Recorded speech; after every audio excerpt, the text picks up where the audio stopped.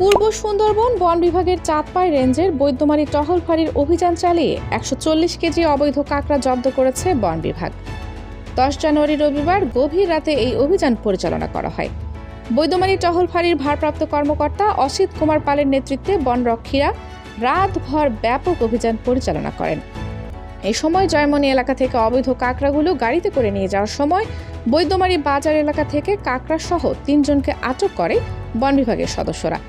আটককৃত ব্যক্তিরা হলেন উপজেলার সোনাইলতা ইউনিয়নের মোহাম্মদ জিন্নাত আলী শেখের পুত্র জাহাঙ্গীর শেখ ও জিয়া শেখ, রামপাল উপজেলার বড় কাঠালী এলাকার মোহাম্মদ আলী শেখের পুত্র মোহাম্মদ মোজাহিদ শেখ।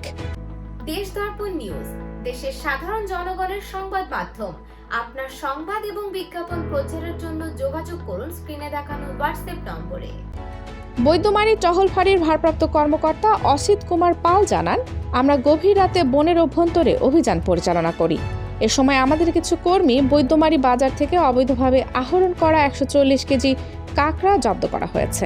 বর্তমানে জানুয়ারি এবং ফেব্রুয়ারি এই ২ মাস প্রজনন মৌসুম চলায় সুন্দরবনে কাঁকড়া আহরণ নিষিদ্ধ।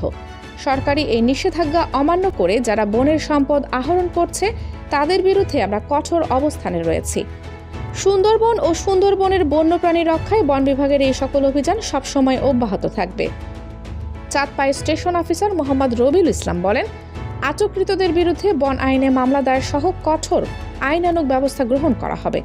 জব্দকৃত কাঁকড়াগুলো এবং আটককৃত ব্যক্তিদের বাগেরহাট জেল হাজতে প্রেরণ করা হবে এবং আদালতের নির্দেশনা অনুযায়ী পরবর্তী কার্যক্রম পরিচালনা করা হবে।